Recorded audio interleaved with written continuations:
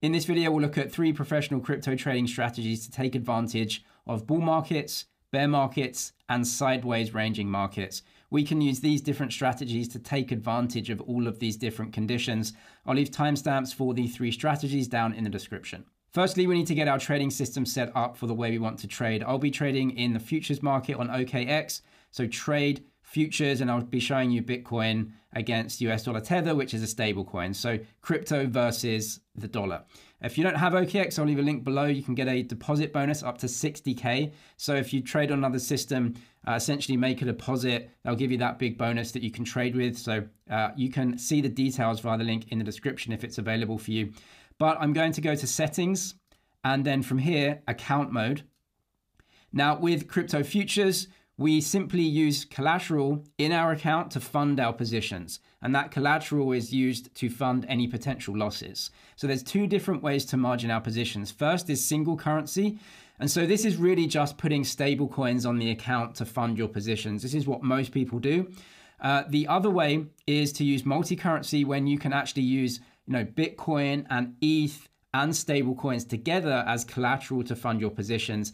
And the dollar value of those will be used as your margin where you can actually fund your positions. This can be slightly more risky because crypto collateral changes in value. And so the amount in US dollar prices that you have to fund your positions can change. So it is more risky. However, some strategies call for this and you can reduce risk by using this as well. So these are the 2 different types of account.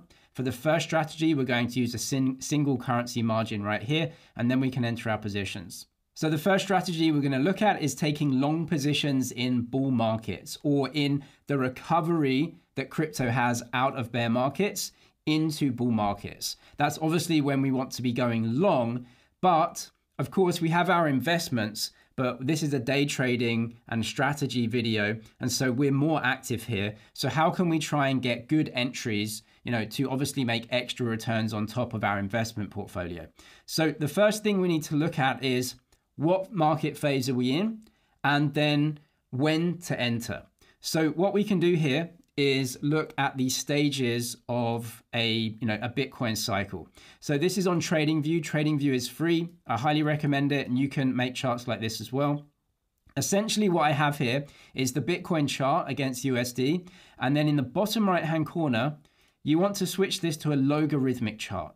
So the regular chart is the price chart, as you can see here, which is great. However, the logarithmic chart is really what we want because that now we can see Bitcoin's cycles. And so what we have here with these blue lines are each of the halvings. And there are 3 distinct cycles for Bitcoin within a 4-year period. And so we have this phase here, usually into and after the halving, which is a big bull market. So that is where the Bitcoin price rises. So we have 1, 2, and it looks like we're going into another one here. So 3, right? So after the halving, you get this big move to the upside. Now, at some point that tops out and you get a bear market, right? Where prices come down. So when that tops out, you get this bear market where prices come down. You can very clearly see that happens, right? In these 3 occasions. And so that is a destruction phase and a bear market. Of course, you don't want to be taking long positions there. Now, after that bear market, before the bull market, right? That's the yellow phase here. You get these recoveries. And you can see that they're volatile, but they're very clear in that, these aren't bear markets anymore. You get these moves to the upside, some volatility down, but generally it's a move to the upside. So the 3 stages of a Bitcoin cycle are bull market, bear market, and recovery. Bull market, bear market, and recovery. Now that we know those cycles, and each of them takes around 12 to 18 months to play out. These are month charts here, so a very long term, but these are 12 to 18 months in their phases, and they're very distinct. Now, it's not just the Bitcoin halving doing this, it's also the macroeconomic cycle and interest rates and central bank cycles. So they push and prod the Bitcoin price around, but they're very clear in their 12 to 18 month phases. And so now that we know that, we can then use those phases to our advantage. When do you want to be taking long positions in BTC? In my opinion, as we are coming out of the recovery into the bull market is when you want to be taking long positions. So this is a timing thing where we definitely don't want to take long positions when we're at the top of bull markets because the risk reward is not there, right? The next phase is for a downward move. We want to be investing long when we're getting that next phase as an upward move or expansion. Given that we assume that Bitcoin continues to expand, which that has to be a fundamental assumption here. So we get that recovery. So within this phase, that's when we want to take long positions. From here, now we need to time our entries better because Bitcoin, even within bull markets, has big drawdowns in its price from its range highs, right? So you get a range high where Bitcoin expands, then you meet a bit of resistance and you get maybe the market cooling off for a bit and you get this kind of drawdown within a bull market. And so as long as we know that they happen and also the extent to which they happen, we can much more easily time entries. These are each of the previous bull markets for Bitcoin. And we can see this is around a 20 or 30% drawdown is pretty likely within bull markets. So you get these here. Now this was the pandemic in green, which is a little bit of an outlier. In blue, you can see there were regular 30% drawdowns, right? And then in this bull market, we've had regular 20% drawdowns. So if we think that a drawdown in a bull market for Bitcoin is 20 to 30%, that's going to give us much better entries to take our long positions. Now we can go back to our trading chart and actually wait for these to play out. When you're trading shorter term, you have to wait for the opportunity and be a bit more tactical. Now, sure, on the investment side, we're still just investing and dollar cost averaging. But if you're trying to play these mini cycles within a bull market, you have to be tactical here. So we can see these playing out. This is the current phase where you can see generally the price is rising. But within this, and I'm on the day chart here, we can see regular 20% drawdowns. So we have one here. That was a 25% drawdown from a local top. We have another, rise to the upside. And from here, the drawdown was around 20%. We have another local top here, and the drawdown was around 23%. And then we come all the way up to this price, which was a local high or the high for this cycle. And the drawdown was quick and it was around 20%, and we've recovered again. This price action is clearly bullish price action within a bull market. That is very clear, but there have been multiple opportunities where you can get in and take positions on drawdowns. So we can enter those positions and go long as long as we manage our position properly for a bit more downside. We can essentially play this bull market. Because we know that Bitcoin draws down around 20 to 30% during these bull markets, we can enter our positions around this and manage our risk. So the first thing we can do when Bitcoin does have a drawdown from a local top, so the price goes to a local high, then draws down a little bit, we can make decisions. For example, when the price is 15% below that local high, maybe we enter a position. And then we can also look to enter other positions if we are consolidating around this area or maybe dropping down lower. So you enter a first position at maybe a 15% drawdown, and as you get to 20, maybe you enter another position, right? And then if you can maybe think we can draw down 25%, then you can enter another amount. So you don't have to go into your position all at once. Now, the important thing here, when you make your entries, whether you go all in at once or whether you try and space out 2 or 3 different trades to get a decent average price, the important thing is, where is our stop loss? Because we're day trading, we need a stop loss if we're wrong. So where do we place that stop loss? We place the stop loss at an area where we think the trade is basically wrong. We're not actually buying a drawdown. It looks to be a reversal and it's actually coming lower. So if that is the case, we need to get out. So for me personally, if you have reached a local high and then the price draws down, let's say 30%, that's a pretty big drawdown, right? And so maybe something is up here. So I would say that my stop loss would be around there. So what I'm going to do is just draw that on the system around here and say that would be my stop loss. So if I'm getting into positions around this price, then if it comes and draws down, this is where we actually sell a loss to make sure that, things aren't collapsing further. So now that we have this price as our stop loss, we can work out how much we can trade and how much risk that we want to take. From here, we can calculate exactly how much risk that we want to take in this trade. So we can use a position size calculator very easily. So let's say we want to go in on this dip right here. And so this drawdown, we would trade around the 42,300 level. So you can go to a position size calculator. I'll leave this one link below, but there are many online. We're trading Bitcoin. The open price for our trade would be 42,300. And our stop loss is this right here at 32,300. So you can put that as your stop loss. If you have 10,000 in your day trading account, you want to risk 1 to 5% of your account in a trade. And so we'll just put 2 here. We calculate that. We know that this is the size of the trade that we can go into. So in a worst case scenario, we lose 2% of our trading account, which is this much right here. But we are trading a unit size of Bitcoin of 0.02. So now we know how much size we can trade with. How much leverage do you want to use? Well, you don't have to use any leverage. If you're trading in the spot market, no leverage at all. If you're trading in the futures market, you can take leverage without taking more risk.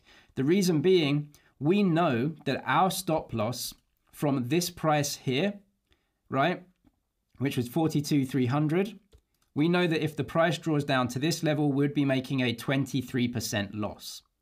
So it doesn't matter how much leverage that we use, as long as our liquidation price is away from our stop loss, we're fine.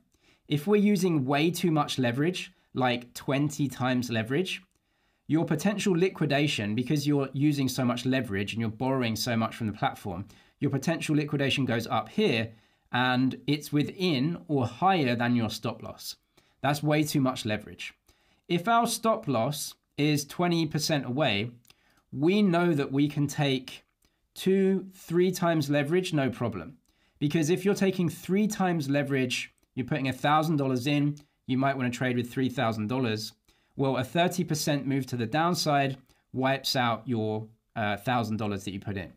So we need to use maybe 2x leverage, and that's absolutely fine for us. So I'm going to go to isolated margin here, which is this position is isolated. I'm going to use dollars to fund this position, and it's isolated to this position.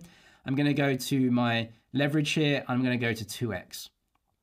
That means that if I take this position, I can draw down to my stop loss, which is a 20+% drawdown, and I'm not getting liquidated until 50%. So I'm cutting my losses before my liquidation. So this leverage is irrelevant to me. You'll notice that using leverage here isn't increasing the amount of risk I'm taking in the trade, because I know I'm risking 2% of my balance and the trade size is 0.02 BTC. If you want to use leverage to just increase the size of your trades, you can do that. You're just increasing the amount of Bitcoin that you're trading, and therefore the amount of risk that you're trading is going higher in relation to what your portfolio balance is as well. So it's up to the individual trader whether you want to take more risk by actually increasing your trade size, or whether you keep your trade size as it is and you're just using leverage to put less down into the trade, which means you have more assets to trade in different positions. So that's 2 ways. You either increase risk by putting more down and a larger trade size, or you put less down, keep the same size, and have assets left to trade in other positions or to stake them if you're using staking currencies and so on. So it's up to the individual trader. From here, though, we can enter a position and get our market position open. From here, when entering the position, we just put our stop loss price in so we know exactly what our risk is when we enter the trade. So as an example, I'll show you to open a long position. I'll just trade at market just to get the position open. And then down here, take profit stop loss. You can put your stop loss price in here. So whatever you've worked that out at, I'll put 42,000, which is away from the price that we opened this trade at. And then down here, you can open that long. So long, confirm. And then we have our open position here with our stop loss. So you can see the details here. We can also see the amount of margin that we have. So if you want to add margin to this position, you can just add margin here, right? So if you have dollars left over, you can add margin. What that does is moves away your liquidation price, because what you're doing by adding margin is reducing leverage. So you can add margin to reduce leverage, or you can take margin out to increase leverage. That changes your liquidation price. Your liquidation price should always be outside or away from your stop loss. Your stop loss should always be stopping your trade out at a loss before you get liquidated. On the system, we can see our entry price and our stop loss price right here that we can trade at. If you want to add in or change your stop loss price, or even add in a take profit order, you can do that. It's just down here. So add, and then you can see our orders, right? So from here, we actually have a stop, which is right here, 42,000, which is our stop loss. So we can edit that. We can move it closer or further away, however we want, or we can obviously get rid of it as well. And if you want your take profit, you just add that in here, which on a long position would be above the price. So now what we have is our position, which hopefully is around a 15 to 20% drawdown from the local top. And that's our position and our stop loss price. Now, of course, that can be a third of a position or a quarter of a position. And if the price goes down a little bit lower, maybe you want to add to that and get, a dollar cost average price around a drawdown, and make sure that we have plenty of room in the trade for it to go a bit lower. And then in a bull market, hopefully that reversal takes place for another move to the upside. The next strategy is more of an arbitrage strategy, where we're trying to take advantage of the different yields that we can get across DeFi or across investing in assets that pay us a yield like Ethereum. So Ethereum pays a real yield around 3.5%.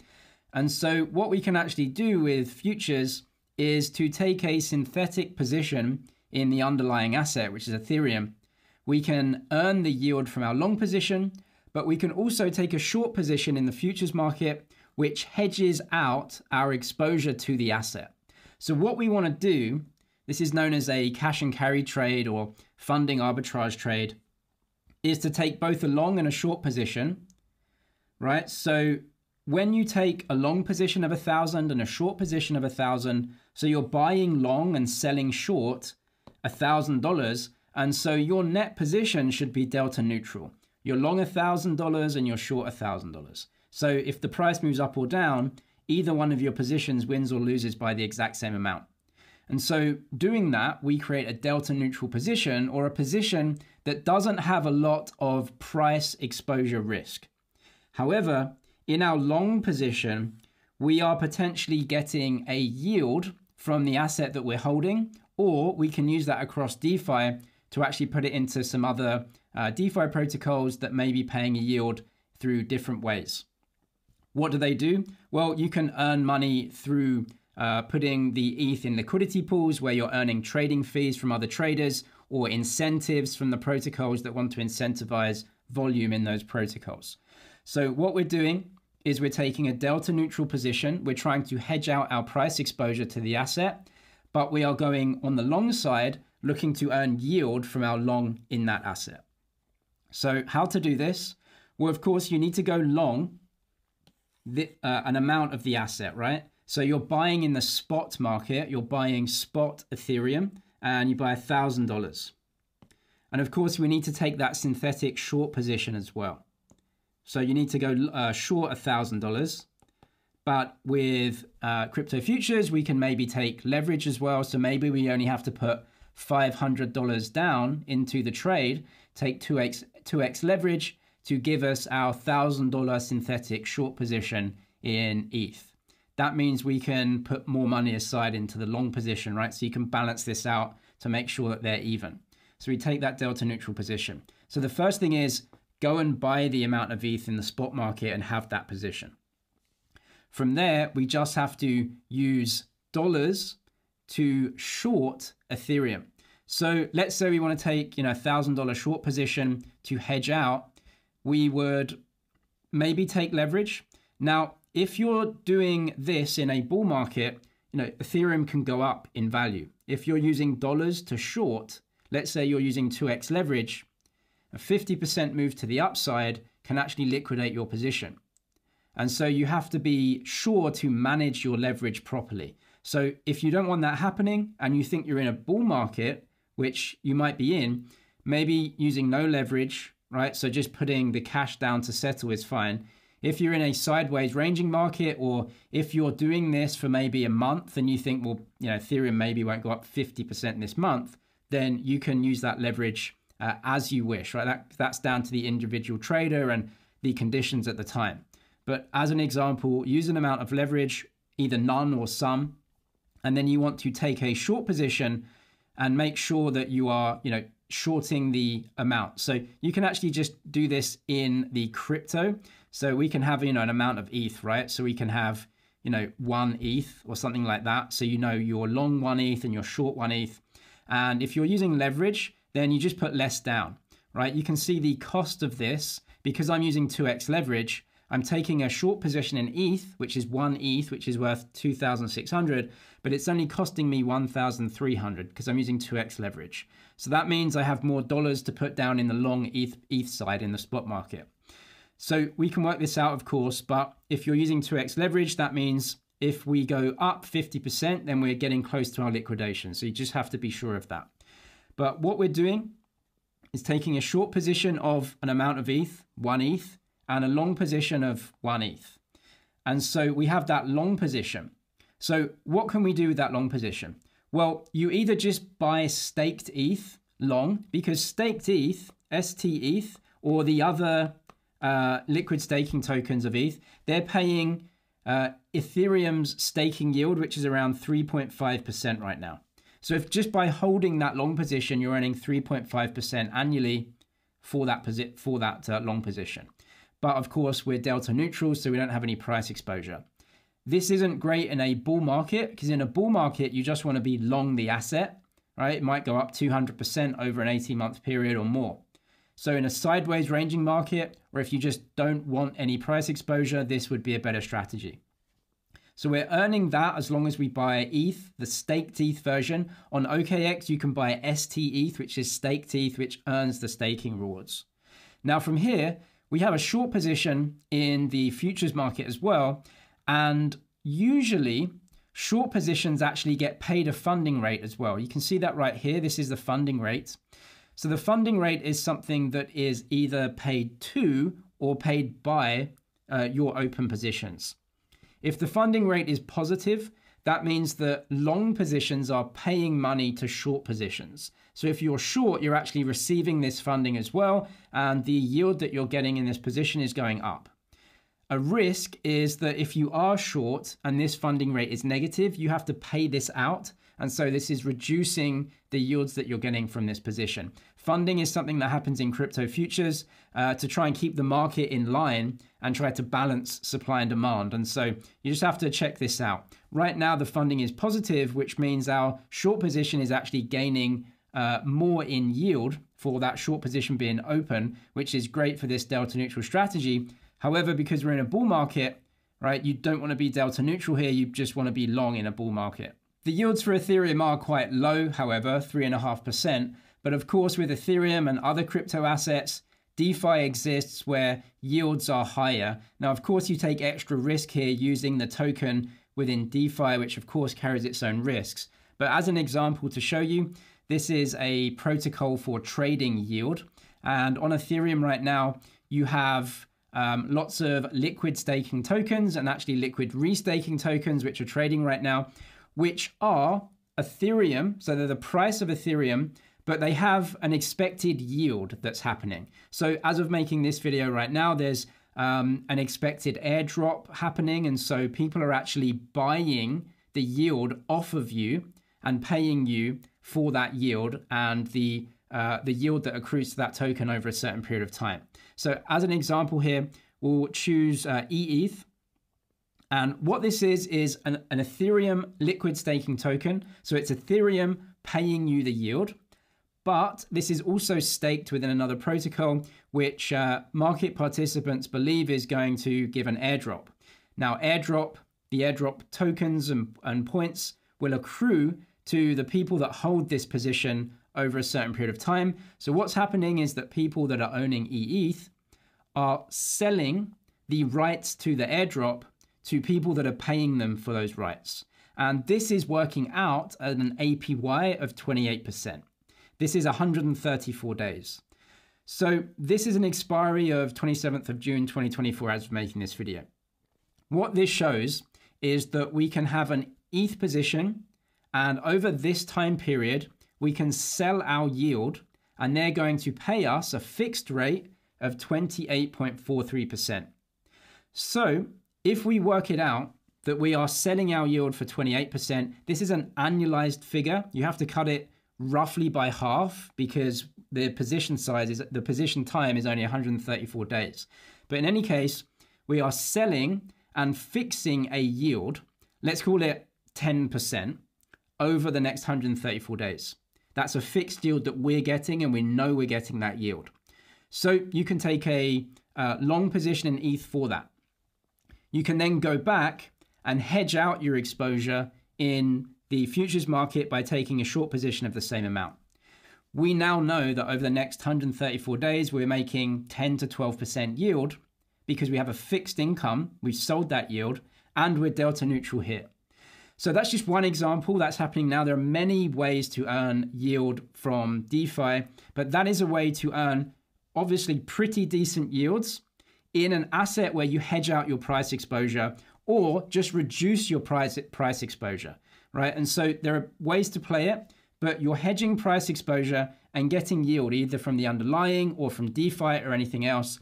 And this may be good in sideways ranging markets where you don't think the price is going to move that much, or if you just think the yield is good, but you don't want to just take big long positions in crypto assets which are volatile. The next strategy we'll look at is one we can implement in a bear market. Now, there are many ways to play bear markets. You can just go short the assets. If you think the prices are going to fall, just take short positions. Use dollars to fund and short all assets in crypto. Now, this is risky. This is the most risky way to trade, just taking positions on prices. And so traders always try to reduce risks to try and give themselves the best risk-reward ratios for certain trades. So what we're going to look at is not just prices falling, but we'll look at these cycles of crypto and how they play out to give ourselves a much better risk-reward for the trades that we want to implement. These are crypto cycles that happen, and it seems like there are two distinct phases within a bull market, and then you have a bear market. So this is from Pantera Capital, and what it shows is that in the first phase of a bull market, what happens is that Bitcoin outperforms and leads with its price rises. You can see that here, the white line, Bitcoin is rising in its price. However, in yellow, this is altcoin market share, which seems to be going sideways during this time. So Bitcoin is outperforming. Altcoins may actually be going up too, but Bitcoin is outperforming them. It's going up more than them. During the second phase of a bull market, that's when altcoins seem to have this kind of blow off top where they massively outperform BTC. So BTC is still going up in value, but altcoins are going up much faster. This has played out over various cycles. So altcoin underperformance, altcoin outperformance in phase two, even though Bitcoin is still going up in value. Then we have a bear market. Bitcoin comes down in price, but altcoins come down in price faster. So altcoins are more volatile. They outperform in the late stage of a bull market, and they underperform in the bear market, and they underperform in the recovery and the phase one of a bull market. So you can see here, Bitcoin is moving sideways to up. Altcoin market share is falling and sideways, underperformance. You get outperformance in the late stage bull market, and as the bear market happens, altcoins come down in relation to Bitcoin. So Bitcoin is coming down, but altcoins are coming down faster. And during the recovery, Bitcoin is now sideways to up. Altcoin market share continues to drop down. In a bear market and the recovery phase, altcoins underperform Bitcoin. This is a much more certain trade than just going short assets, because we know in bear markets, you get these big rallies to the upside, right, which can wreck all of your positions. But if we can trade Bitcoin, the value of Bitcoin versus altcoins, it gives us a much better risk reward to try and trade during bear markets. So what we're going to do is take Bitcoin and the value of Bitcoin and use it to short altcoins. So what we can do is use it as collateral. So we can go over to the settings, go to account mode, and you want to use multi-currency margin here and switch to that. And that means you can use Bitcoin and Ethereum, or really just Bitcoin for this example. So you have Bitcoin and you're going to be using the value of that to take short positions in a bunch of altcoins. The reason is Bitcoin may be coming down in value during the bear market, but altcoins are going to fall faster. And so the short positions that you make are actually going to be making you money, even though your Bitcoin is coming down in value. Why wouldn't you just sell Bitcoin here? Well, Bitcoin is an asset. You don't really want to sell it, right? You can use it to take positions, but you don't sell your assets. You don't just say, sell it all here and I'll try and buy back, right? You want to keep your asset and you want to try and play better risk reward trades if you're trying to actively earn a bit round your portfolio. So yeah, you can sell all your BTC, but you don't really sell assets. We want to use some of our assets to try and earn extra from trading the market. So what we can do here is go and make sure that we're in the multi-currency and that we have Bitcoin in our account. So you can come down here and press transfer and have Bitcoin in your trading account to fund the positions. Now from here, what we can do is choose some altcoins that we want to take short positions in. So some altcoins that have really outperformed in the bull market are starting to come down. They were too hyped up, got too high, and they're obviously going to come down. Projects that are much newer, right? And so those typically underperform in bear markets. So, something like Dogecoin or a lot of these coins, we'll just, take one as an example, right? So Solana, you can trade that, right? And it's had a very good bull market, as you can see, but during bear markets, this is what happens.